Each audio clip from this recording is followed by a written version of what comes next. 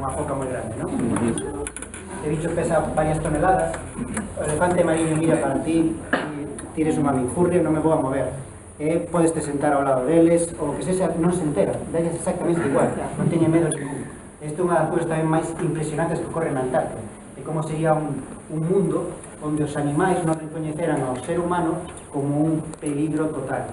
É unha das cousas que a mí tamén máis me chamou aí a impresión, de que eles non se dan conta. Os págalos, que parece como unha jabota de color marrón que aparece aí, o págalo é 3/4 do mismo.